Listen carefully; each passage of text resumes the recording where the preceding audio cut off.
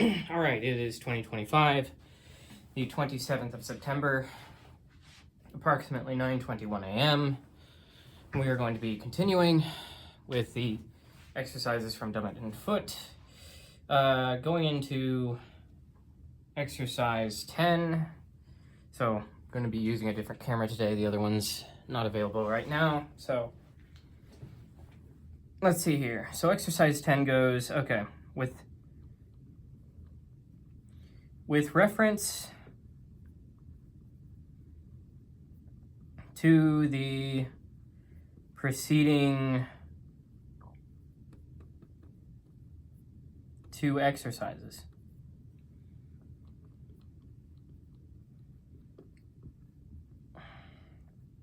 determine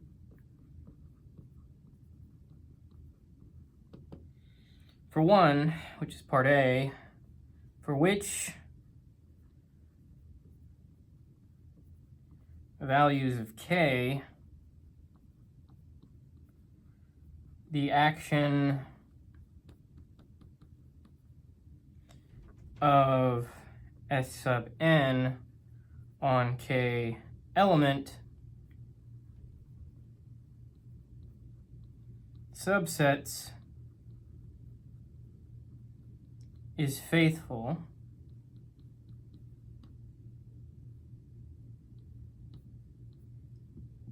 and part B, for which values of k the action of S sub n symmetric group on ordered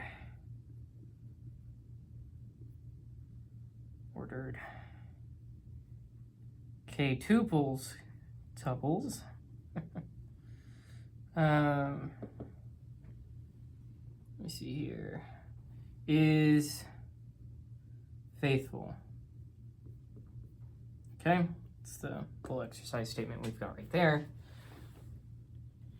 So intuitively, for k subsets, if 1 is less than or equal to k, which is less than the order of A, we can choose a k subset that exposes any difference between two distinct permutations. Ordered k tuples, once k is greater than or equal to 1, the first coordinate already detects a difference. So let me put that into more rigor here. Erase this.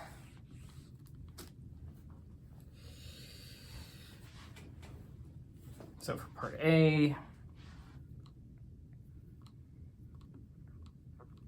action on k element subsets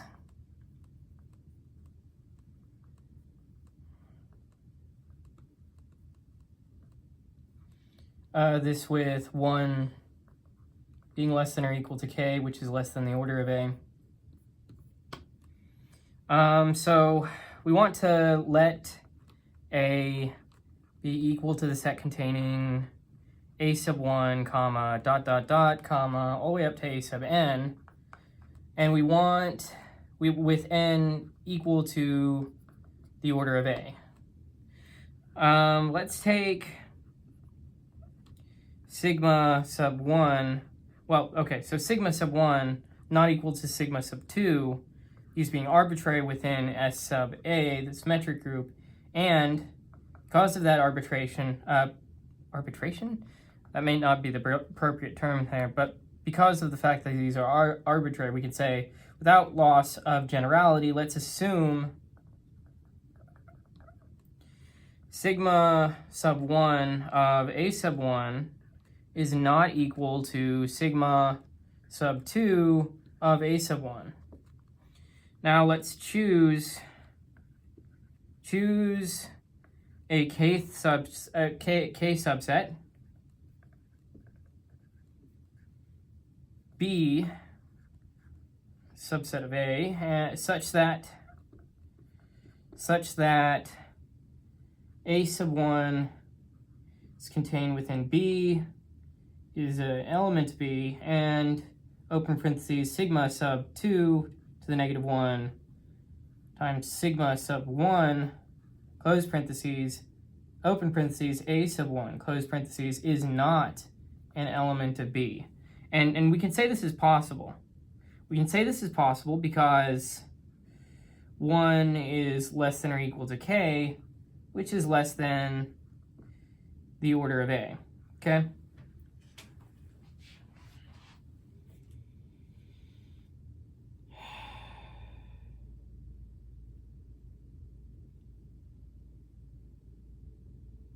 All right. Let me just get a swig here of this.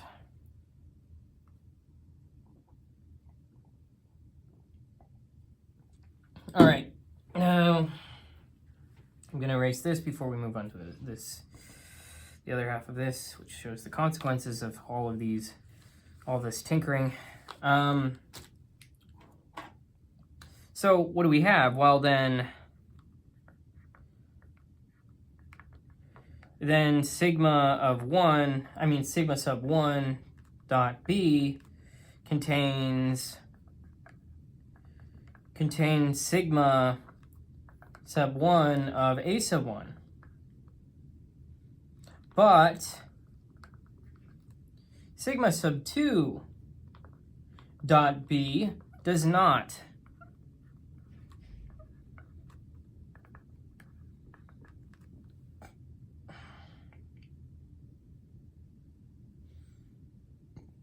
Otherwise,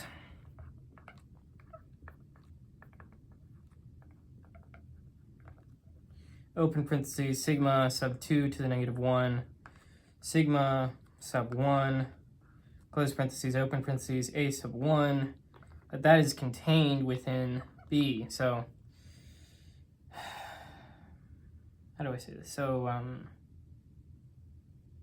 A of sigma sub 2 to the negative 1, sigma sub 1.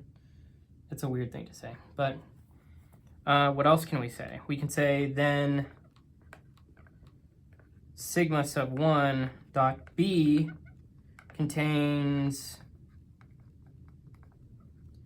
sigma sub 1 of A of 1. No. That's, I'm just sort of parroting myself. Okay, so, well, no. Let me say this. So, sigma sub 1 dot B cannot equal sigma sub 2 dot B.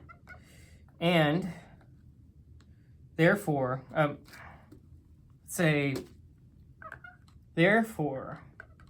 the action is faithful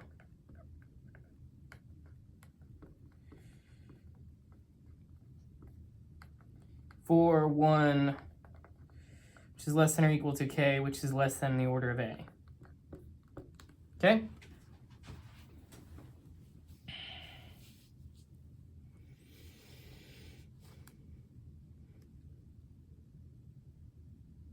So we tinkered it, we showed a specific occurrence that's supposed to logically occur based on what we have. And then we showed that, okay, if that specific instance is possible, which it is, then what we'd have shows, in fact, that sigma sub 1 dot B cannot be equal to sigma sub 2 dot B. So because of that, we have to say that the action is faithful, definitionally speaking, for this bound, right? Okay, now, because of the fact that it says k element subsets is faithful. K element subsets. It's like that implies a certain order of an order in a way, because it's a subset to begin with. For which values of k, right? So I'm trying to piece together how would you add further intuition to this, right? So we're looking at k, the action on the symmetric group S sub n on k element subsets. So that's because I was thinking okay. So I showed this, right? I I assumed 1 less than or equal to k, which is less than the order of a. But I don't think I made it clear enough. I don't think I made it clear enough why we chose that. And it says like the preceding 2 exercises, and I'm going to look at the preceding 2 exercises now. Oh, yeah. So you go back to exercise 8, and it's like, yeah, that's more so just stated there. So, and you know, we went into the theory of that. But let's move on to part B, with that sort of more or less settled. Okay, so for part B, action on ordered k tuples.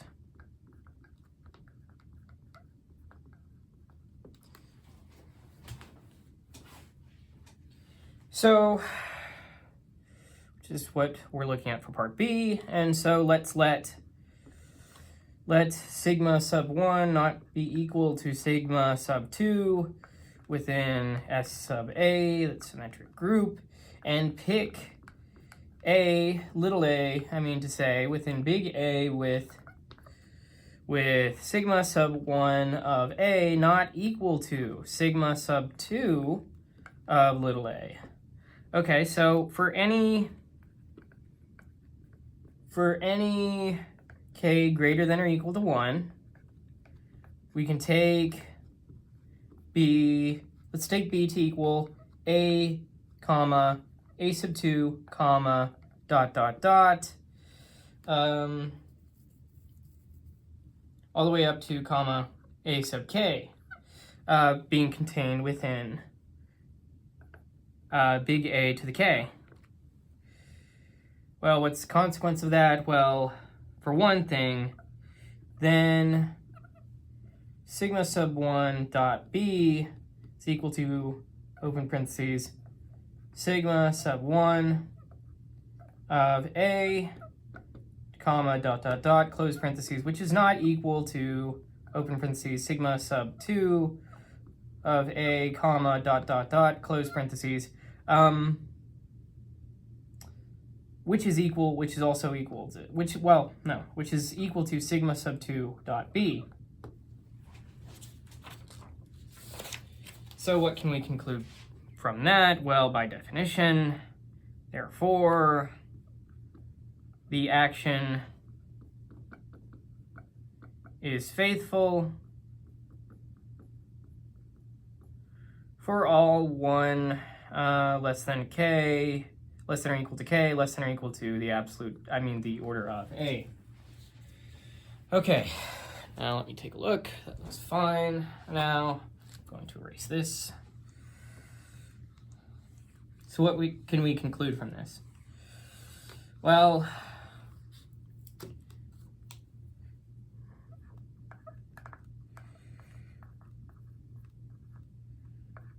we can conclude that from part A, the S sub A action on k element subsets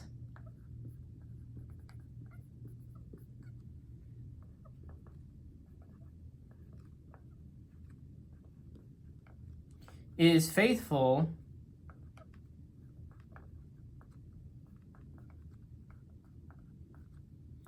for all k within the integers, such that 1 is less than or equal to k, which is less than the order of a. And for part B, from that we can conclude the S sub A action on ordered, this time ordered is the key word there, k tuples, however you say that, is faithful for all k within the integers, so integers k, such that 1 is less than or equal to k, which is less than or equal to the absolute value, the order of, of a. All right, now let's move on to exercise 11.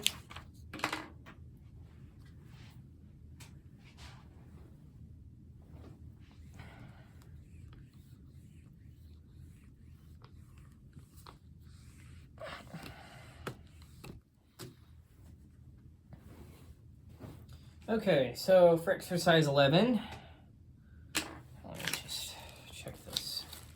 Might need a new marker here in a bit, so getting that ready.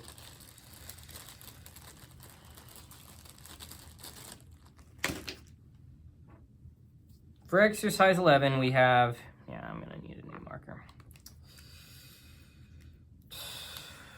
Whoop.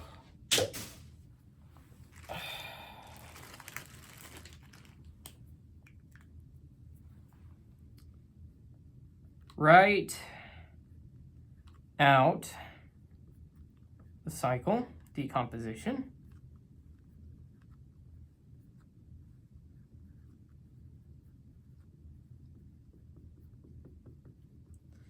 of the 8 permutations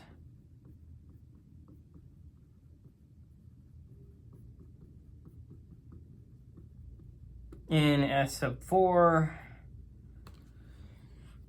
symmetric group with 4 elements corresponding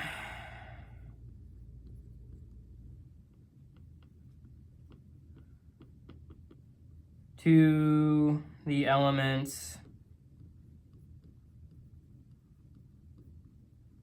of D sub 8, the dihedral group with 8 elements given by the action of D sub 8 on the vertices of a square, which is where the vertices of the square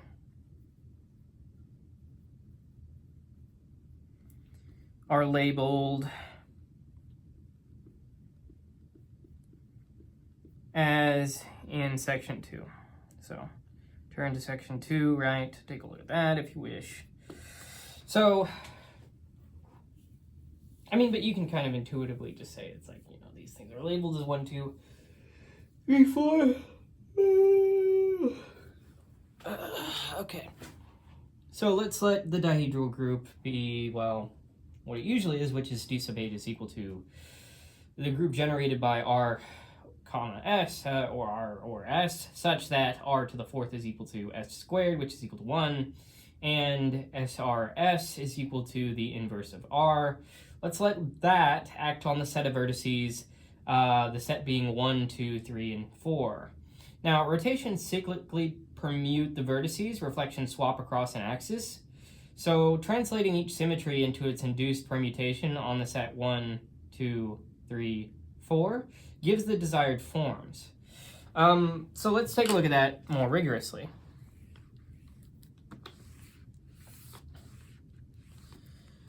So, was I wrong to throw that marker away? Was it just, okay, so step 1.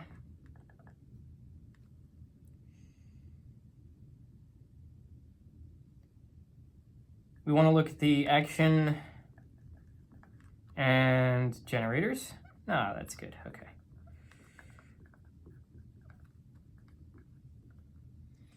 So, don't know why that's not. So, okay, let's label the square's vertices.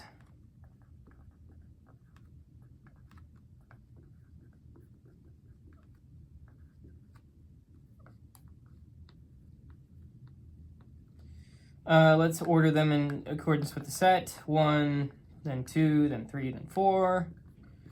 In counterclockwise order.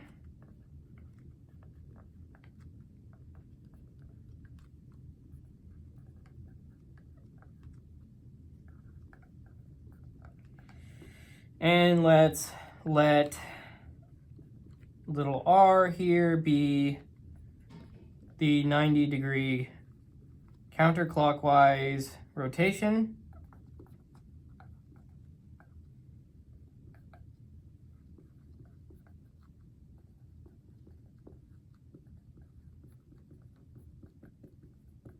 And little s here be a reflection. No. It's not just a reflection, it's... No, that works. Let's... A reflection. Because it's any reflection, right? That's the beauty of it. So, SRS is in fact equal to the inverse of R. Now, the associated permutation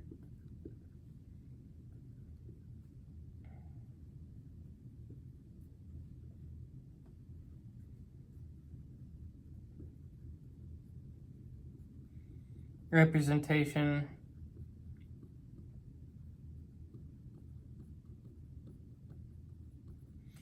phi, which maps d sub 8 to s sub 4, is given by phi of g of I, which is equal to g dot I, for g being an element of d sub 8. Okay? Looking at the action and generators with this. All right.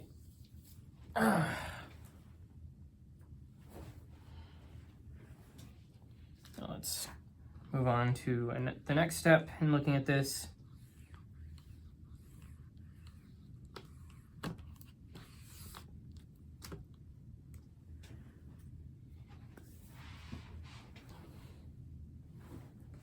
So, for step 2, let's look at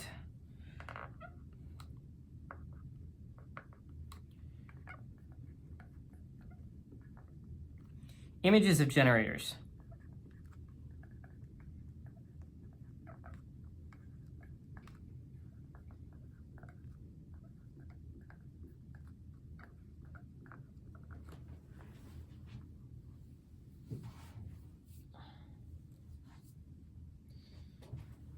So, by inspection,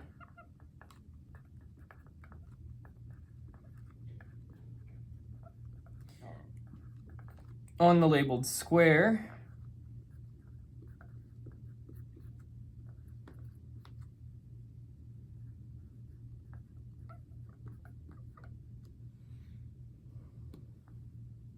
we have that phi of r is equal to, open parentheses, the disjoint cycle, I mean to say the cycle, open parentheses 1, then 2, then 3, then 4, close parentheses, and phi of s, which is the reflection, is equal to open parentheses 2, then 4, and close parentheses. So,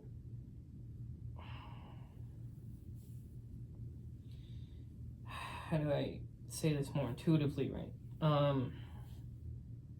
Yeah, we're reflecting across the axis, so that's why they're different, right? So, okay.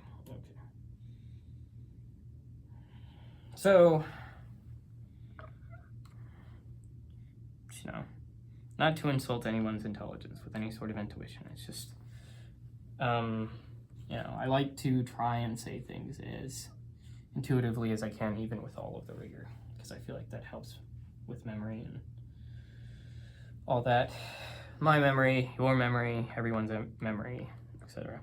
So then phi of r squared, what is that equal to? Well, that's equal to the cycles open parentheses 1, then 3, close parentheses, then open parentheses 2, then 4, close parentheses. And, okay, so what about the cycle? Okay, what about phi of r cubed? Well, that's equal to open parentheses 1, then 4, then 3, then 2, and close parentheses. So,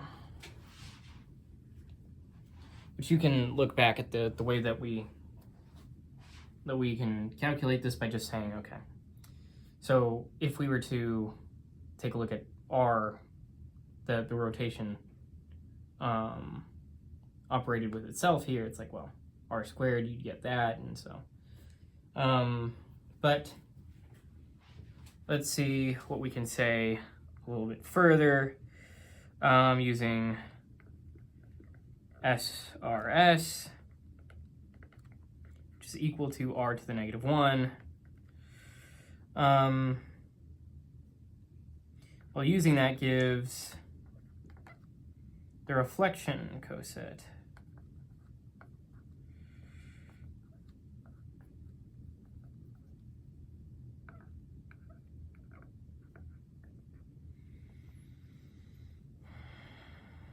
So,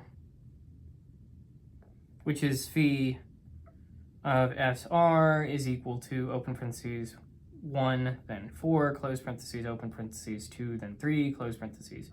And then phi of SR squared gives us open parentheses 1, then 3, close parentheses.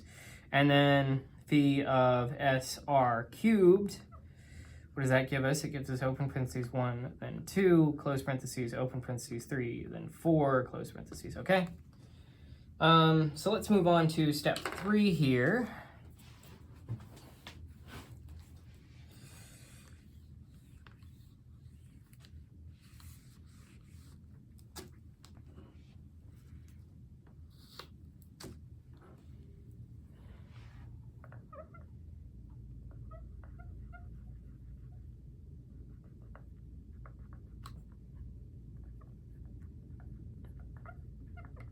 So for step 3, we look at the 8 cycle decompositions.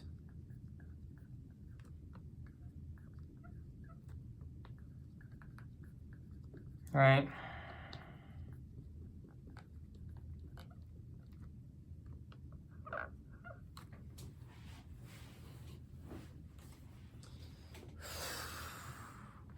Okay, so phi of 1, is that equal to? That's equal to the identity.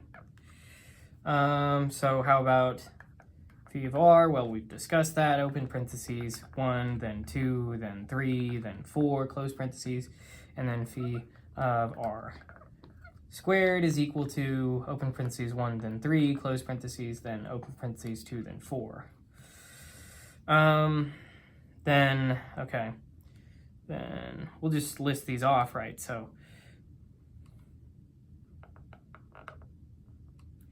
phi of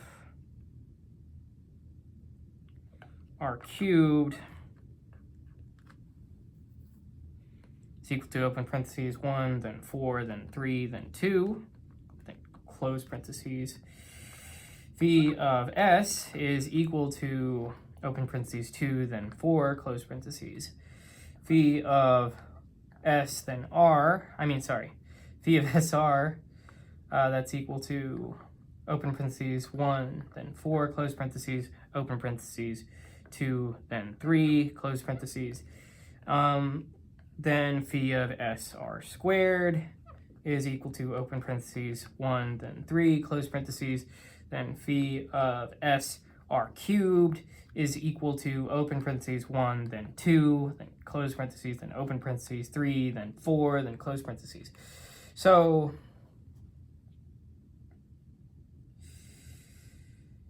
these are okay.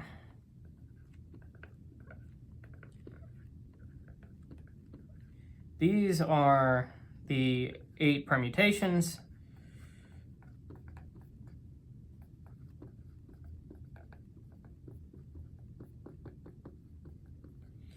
In S sub 4 arising from the D sub 8 action.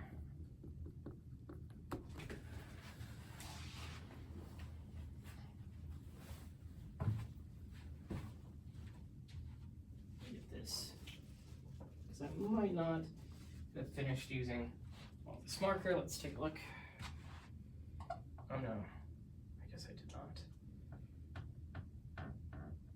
I accidentally throw the wrong marker away? Okay.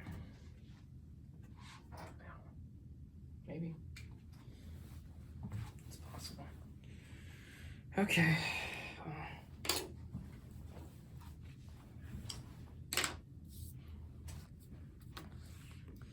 So what's the takeaway here? What can we conclude? Well, no, this was definitely, okay. Maybe it's just a thing that markers are doing right now. I don't know. Okay, so we can conclude that under the vertex action,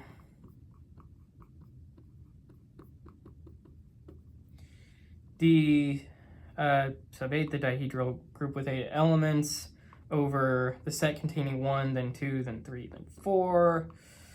Well, 1 and 2 and 3 and 4. We obtain what? We obtain 1 maps to 1, R maps to rotation by 90 degrees, maps to open parentheses 1, then 3, 1, then 2, then 3, then 4, close parentheses, R squared, that maps to open parentheses 1, then 3, close parentheses, open parentheses 2, then 4, R cubed, that maps to open parentheses 1, then 4, then 3, then 2, close parentheses, then S maps to open parentheses 2, then 4, close parentheses, S SR maps to open parentheses 1, then 4, right? 1, then 4, close parentheses, open parentheses 2, then 3. SR squared maps to 1, open parentheses 1, then 3, close parentheses. SR cubed, that maps to open parentheses 1, then 2, close parentheses, open parentheses 3, then 4, close parentheses, okay? So that's what we can conclude from that.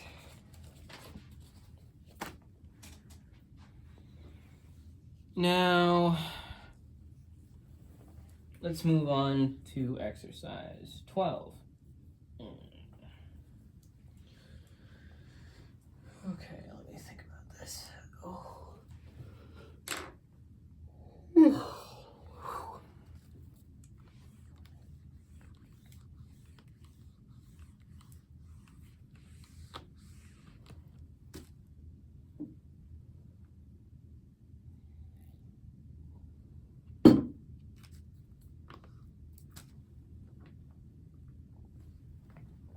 Okay, so for exercise 12, don't like that. Okay.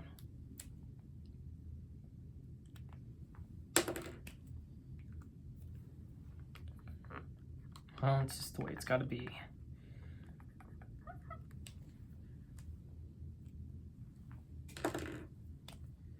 Assume n, maybe not. Maybe we can use a bigger marker and still keep a fine tip with it. I don't know. Okay. Assume n, yeah, that's much better. I might just stick to using the bigger markers because you see it has that fine tip thing there in a way, but it's not like too terrible. Assume n is an even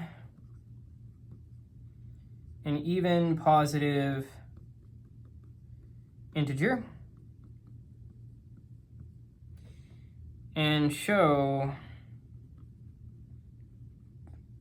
that dihedral group d sub 2n x on the set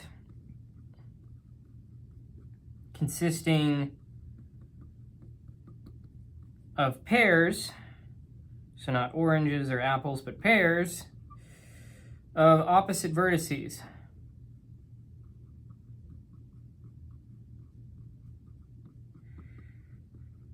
Of a regular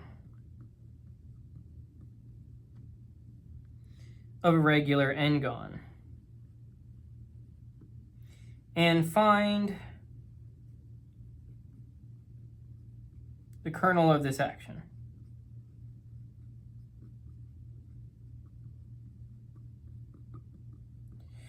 We're given a note here, label vertices as usual.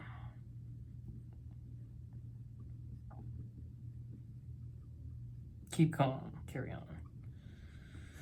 Okay, so when n is even, a regular n-gon has n over 2 lines, right? Through the center joining opposite vertices, yeah.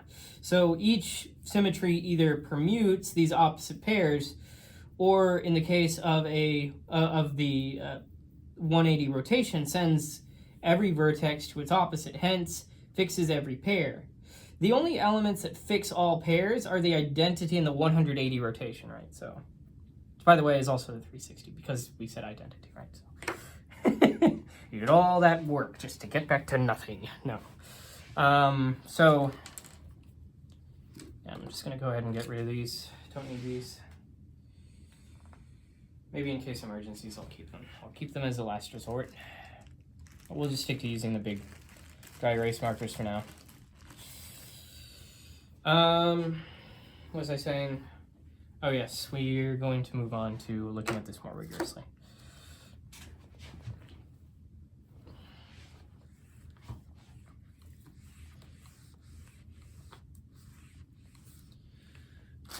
Okay, so for step 1,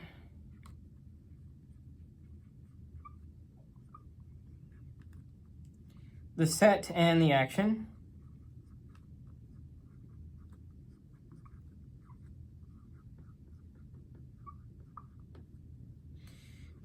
So we label the vertices.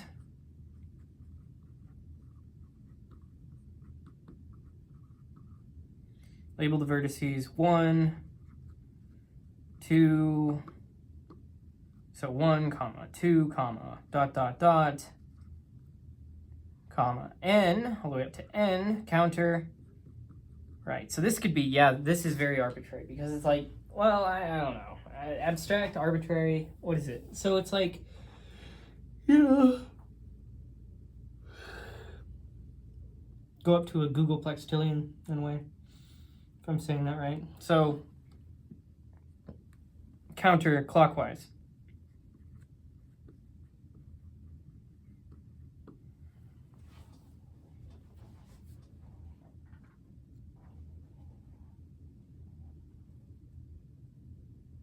Now, since n is even, define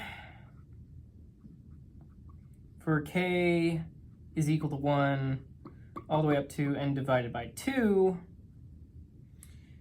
p sub k is equal to the set containing k and k plus n over 2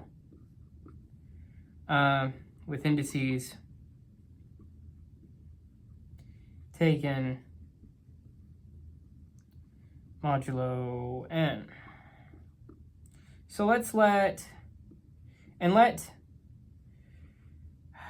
fancy p. Can I change that? Can I change that to mean something else?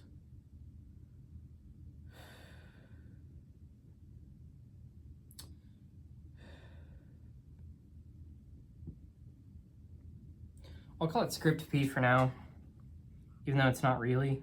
I'll just call it that for now. Just because it's easier to say. Like, I don't, okay.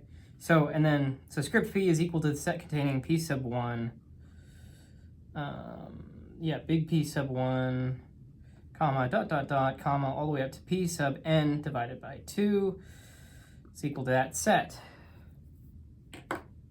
We have more to say on the setup here, so just erase this and we can continue with that.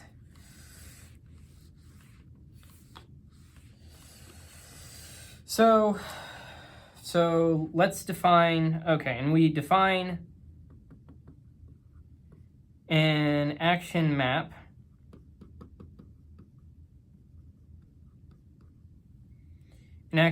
D sub 2n cross p, script p, so to go to script p, and more explicitly, open parentheses x comma regular p maps to x dot regular p, which is equal to the set containing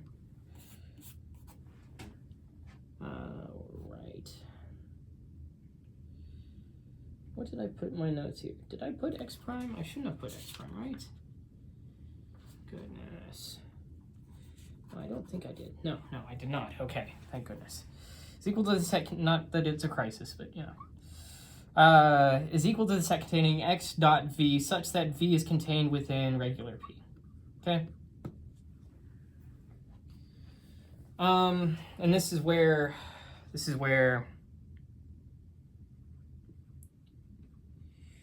x dot v is the usual action of symmetry. Usual action of the symmetry.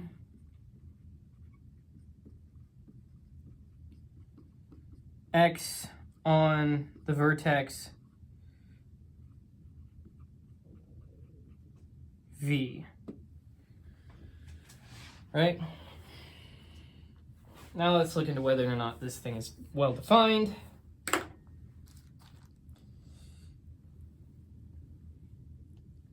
Well, let's look at the well-definedness of this. Okay.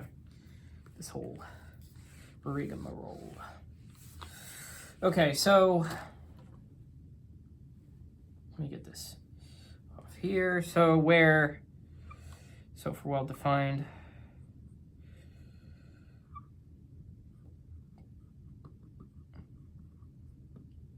so every x within d sub 2n is a bijection of the vertex set.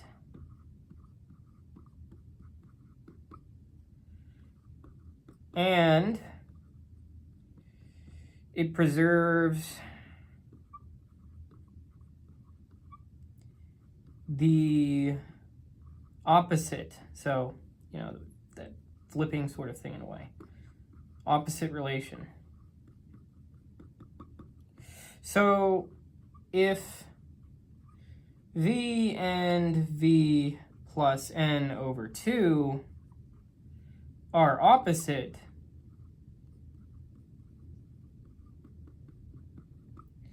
then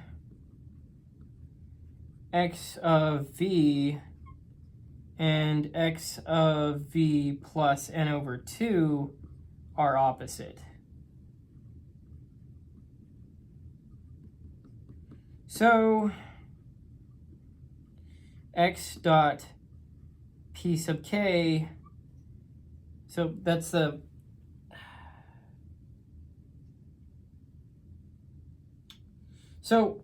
x dot p sub k is again a pair of opposite vertices. So we can have our well-definedness. So can it be said that we had it before, right? But so x dot p sub k is again a pair of opposite vertices. Opposite vertices. Yes. That is an element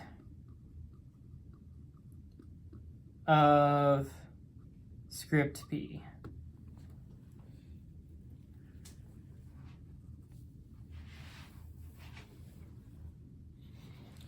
Okay.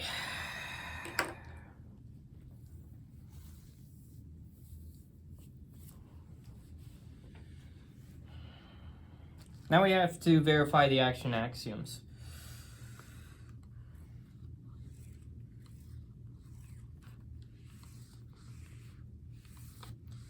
We need to go verify the action axioms, which is going to be our step 2.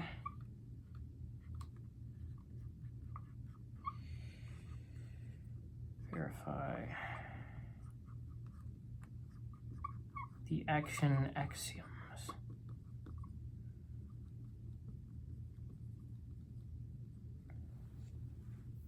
So for x comma y contained within d sub 2n and p contained within script p, we have that x dot open parentheses y dot regular p close parentheses is equal to the set containing x dot w such that w is contained within y dot regular p. And this is actually equal to the set containing x dot open parentheses y dot v close parentheses. So it's like, well, why is that? Let me think how to say this.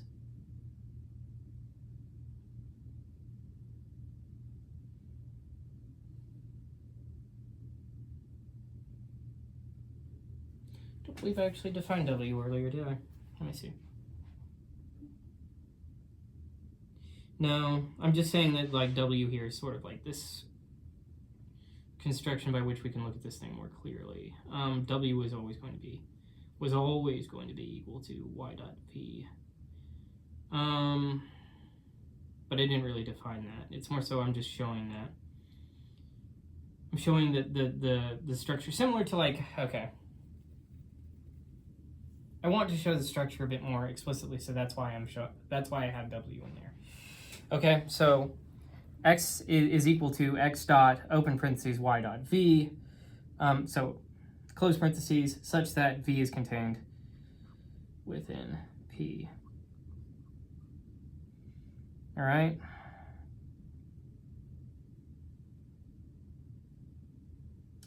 And this is equal to the set containing open parentheses x y close parentheses dot v such that v is contained within p.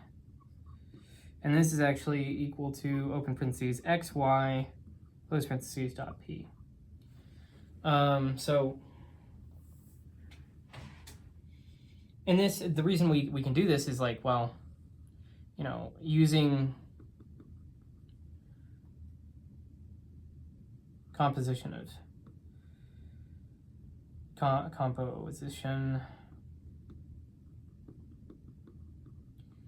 of symmetries. There'll be more to be said on this. And 1 dot p is equal to p for all p. So what does that mean, right? And you can kind of see it already. It's like, therefore, this is a left group action.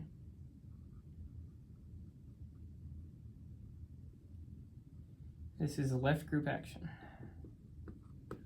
But we still have more to go, because we still got to determine the kernel.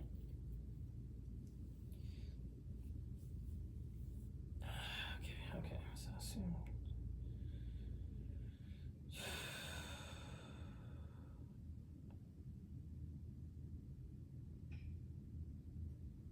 yeah, that holds. Okay.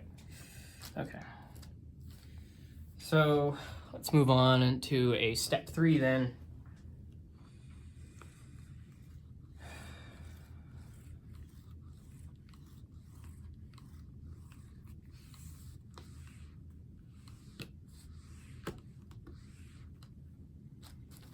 Now for step 3, let's determine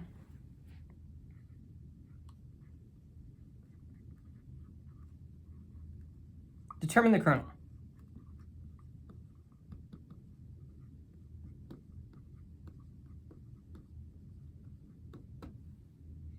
We claim that the kernel, so I'm going to claim here, the kernel is equal to the set containing x within the dihedral group such that x dot p is equal to p for all p contained within script p. And that this is actually equal to the set containing 1 in R to the n divided by 2. Where this is where where R denotes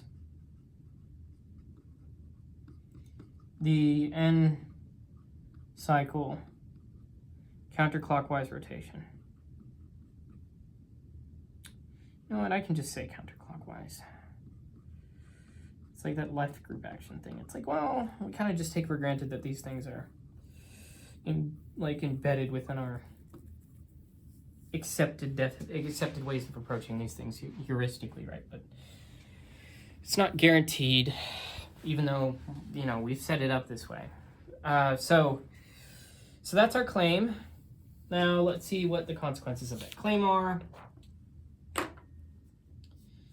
Determining whether or not this is true, what our kernel actually is.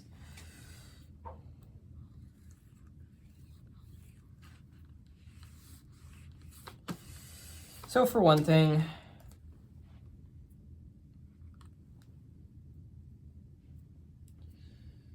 let's see if, okay. Yeah, let's see if how should I do this? Yeah. Let's see if 1 and r to the n over 2 is in the kernel anyway, right? So trivially, it's like, what is the kernel but the preimage of the identity? Well, trivially, I shouldn't say trivially, but I'm going to say trivially, fixes every piece of k. Now, the half turn, that's an interesting one, right? That's the more interesting one. Half turn r to the n divided by 2 maps each vertex v to its opposite v plus n over 2. So it, and by it I mean r to the n over 2, fixes each unordered pair, unordered pair, hors d'oeuvres are pretty good, pair v and v plus n over 2. That's supposed to be v. That's supposed to be v. There we go. And so each piece of k. All right, so those are in the kernel. Definitionally, those are in the kernel. Now, we want to also show that, okay, no other element lies in the kernel. Make sure we're not leaving anything out.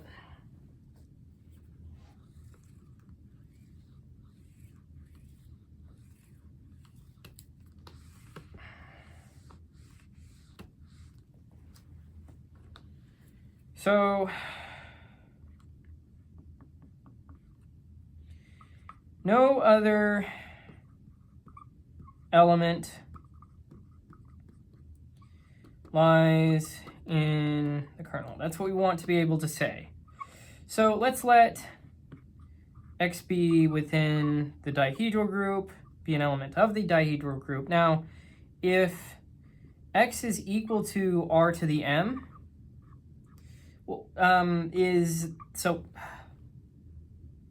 so if X is equal to R to the M, if that's a non-trivial rotation, that is to say, it's like with M not congruent to 0 and n divided by 2 mod n, then r to the m of k is equal to k plus 1. I mean, m is not equal to k, or k plus n over 2 for some k. Okay?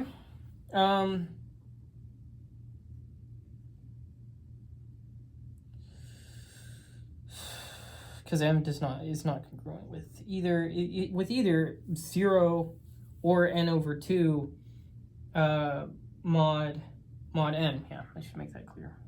Mod n. Right.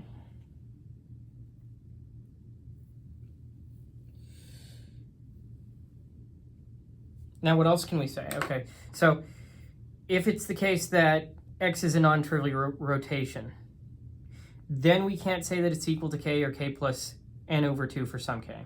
Okay, so that's off the table. Now let's discuss another case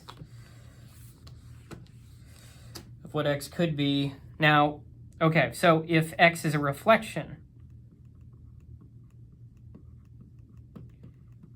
other case of what it could be, then it's like it can't be that. It can't be.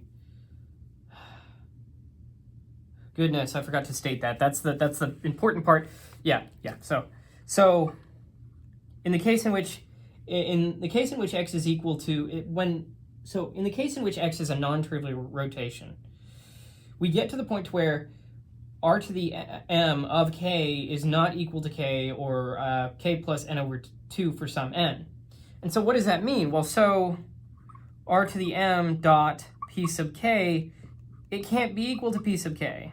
So even further, right? Even further, so x cannot be in the kernel.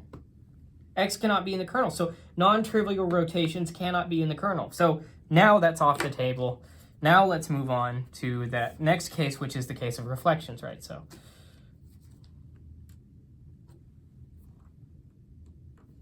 So if x is a reflection,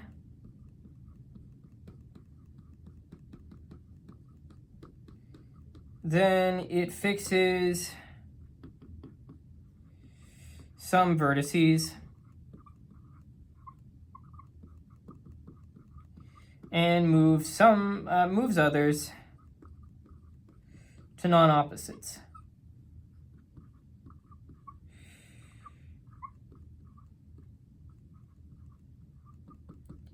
I'm not going to have the scare quotes this time because it's like, well, you kind of understand what I mean whenever I say no opposites, at least. Okay, so, and what does this mean? Well, in particular,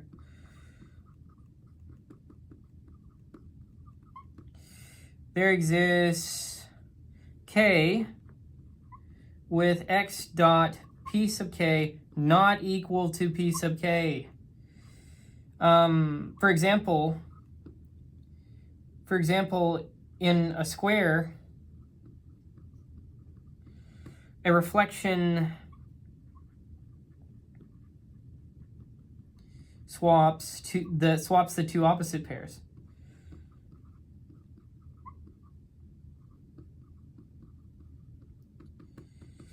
So what can we then say? Well, we can then say that no reflection, which is, we discounted the idea of non-trivial rotations, and then all we had left is reflections. So no reflection lies in care in the kernel function. So therefore, the kernel consists of only one so the kernel is equal to the set containing 1 and r to the n divided by 2. Okay, so what can we conclude from this exercise?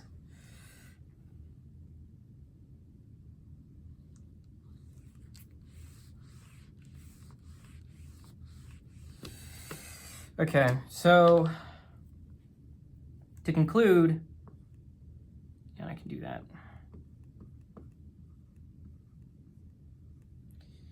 that for even n, d sub 2n acts on the n divided by 2 pairs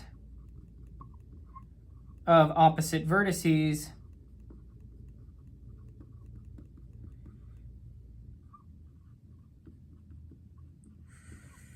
of a regular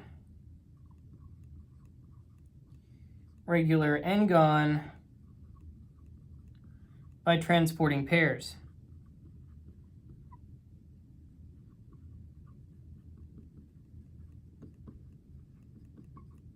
So, and the kernel of this action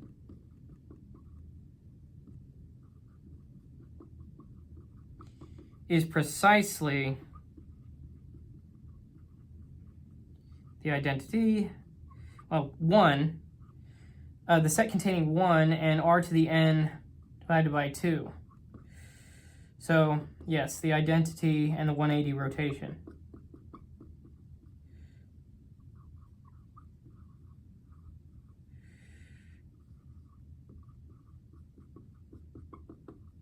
All right. So that's it for exercise 12. We'll get into exercise 13 here in a moment, but that's it for this